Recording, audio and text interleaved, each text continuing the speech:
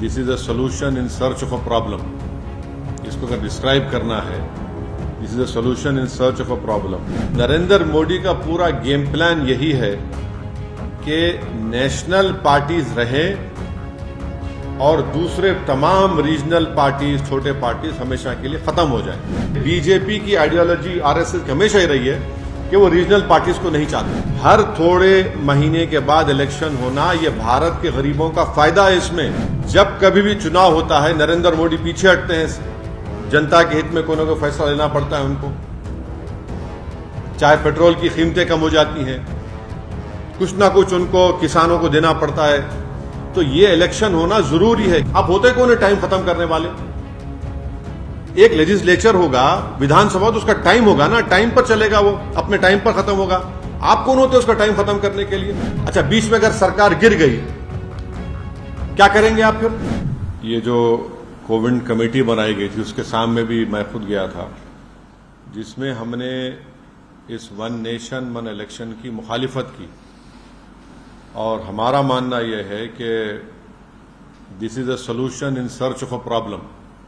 इसको अगर डिस्क्राइब करना है, this is a solution in search of a problem. अब ये नहीं बताया जा रहा है कि ये करने की क्यों जरूरत पड़ रही है आपको। सरकार ये बोलती है कि आपके पॉलिसी पैरालिसिस होता है, कॉस्ट ऑफ एक्सचेकर को खर्चा होता है। पहले तो यह है कि मॉडल कोड ऑफ कंडक्ट किसी पॉलिसी मेकिंग को जो डेवलपमेंटल है और रूटीन इन नेचर है, उसको रोकता नहीं है, नंबर वन। दूसरी बात यह है कि इलेक्टोरल डेमोक्रेसी एक पिलर है हमारे भारत के पूरे कॉन्स्टिट्यूशन का। अब ये वीक कंसिडरेशंस पर अगर सरकार, मोदी सरकार ये कह रही है कि हमको एक पूरे इलेक्शन एक साथ करा देंगे हम, एडमिनिस्ट्रेटिव कन्वीनियंस, इकोनॉमिक वायबिलिटी, तो अगर कॉन्स्टिट्यूशनल रिक्वायरमेंट्स अगर फाइनेंशियल और एडमिनिस्ट्रेटिव कंसिडरेशंस पे होगा तो ये तो अलग कॉन्सिक्वेंसेस होंगे, इसके एब्सर्ड कॉन्सिक्वेंसेस होंगे। तो फिर अगर आप ये बोलेंगे भाई सिविल सर्विस काम नहीं कर रहा है, पुलिस काम नहीं कर रही है, निकाल दो। जुडिशरी में बहुत से केसेस पेंडिंग है, जुडिशरी को बंद कर दो। तो ये ऐसा नहीं हो सकता है। इसीलिए ये जो वन नेशन वन इलेक्शन की बात नरेंद्र मोदी 2019 से कर रहे हैं, 2019 में जब उनको दोबारा कामयाबी मिली तो उस वक्त ऑल पार्टी मीटिंग हुई थी पार्लियामेंट की, लोकसभा की लाइब्रेरी में। उसमें तमाम पार्लियामेंट में जितने एमपीज थे, लोकसभा राज्यसभा के, उनके पार्टी के लीडर्स को बुलाया गया। उस मीटिंग में मुझे अच्छी तरह याद है कि मेरी पार्टी और लेट हमारे जो सीपीएम के लीडर सीताराम येचुरी, हमने इसकी मुखालिफत की थी। तो नरेंद्र मोदी का पूरा गेम प्लान यही है कि नेशनल पार्टीज रहें और दूसरे तमाम रीजनल पार्टीज, छोटे पार्टीज हमेशा के लिए खत्म हो जाएं। आप देखिए कि अगर नेशनल इलेक्शन होगा तो मुद्दा नेशनल होगा, रीजनल इलेक्शन होगा असेंबली का, विधानसभा का, तो रीजनल मुद्दा होगा। नरेंद्र मोदी ये चाहते हैं कि रीजनल मुद्दा कभी बने ही नहीं। इलेक्शन होगा, अगर हैदराबाद पार्लियामेंट का इलेक्शन होगा तो जाहिर है दिल्ली में जो भी जीत कर जाएगा क्या करेगा। असेंबली का तेलंगाना का इलेक्शन होगा तो भाई आप किसान को क्या देने वाले हैं, हाँ, आप कितने सोशल वेलफेयर के स्कूल्स खोलने वाले हैं, आप हैदराबाद के डेवलपमेंट के लिए क्या करेंगे।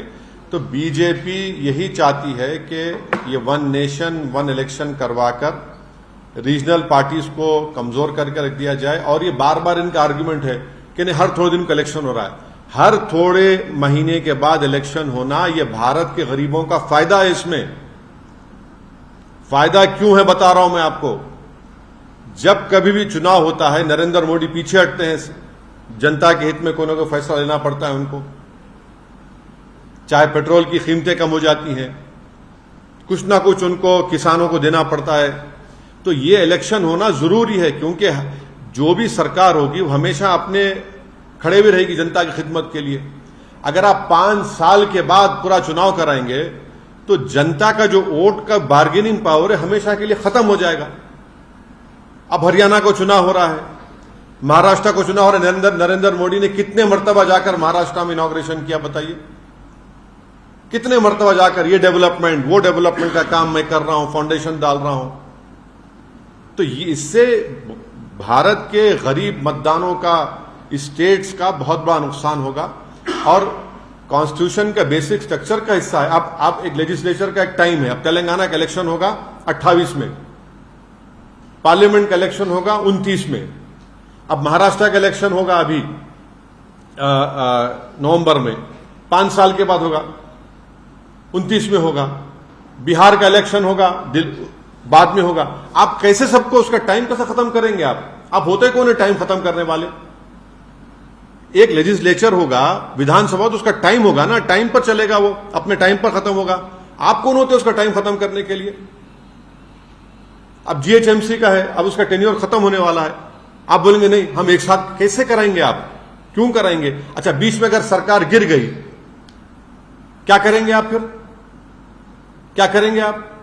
तो ये भारत के जमहूरियत के लिए, भारत की फेडरलिज्म के लिए, भारत के संविधान के बेसिक स्ट्रक्चर के लिए ये ठीक नहीं है और गरीब जनता के लिए ठीक नहीं है, किसानों के लिए ठीक नहीं है, युवाओं के लिए ठीक नहीं है। पैसे तो हर इलेक्शन के लिए अलॉकेट होते हैं ना। विधान अब बिहार का या हरियाणा का हो रहा है, उसके लिए तो कश्मीर का हो रहा है तो पैसे अलॉट हो रहे हैं, महाराष्ट्र का होगा पैसे अलॉट होंगे और फिर उसके बाद झारखंड का होगा पैसे अलॉट होंगे। तो ये नहीं, ये देखिए, कॉन्स्टिट्यूशन जो है ना, आप एडमिनिस्ट्रेशन को, कॉन्स्टिट्यूशन की जो स्कीम है, आप ये नहीं बोल सकते नहीं पैसे बचाने का। पैसे बचाने तो फिर कल कोई उठ के बोलेगा पुलिस को बंद कर दो, आईपीएस को, कोई बोलेगा कोर्ट में इतना पेंडिंग है। कन्वीनियंस के ऊपर ये सब नहीं करेंगे ना। कॉन्स्टिट्यूशन चलेगा तो कॉन्स्टिट्यूशन प्रिंसिपल्स के ऊपर चलेगा। तो बेसिकली नरेंद्र मोदी सिर्फ, क्योंकि बीजेपी की आइडियोलॉजी आरएसएस की हमेशा ही रही है कि वो रीजनल पार्टीज को नहीं चाहते, इसीलिए वन नेशन वन इलेक्शन का एक मार रहे हैं तुग्गा। हम तो इसकी मुखालिफत किए हैं और मुखालिफत करेंगे, अपोज करेंगे।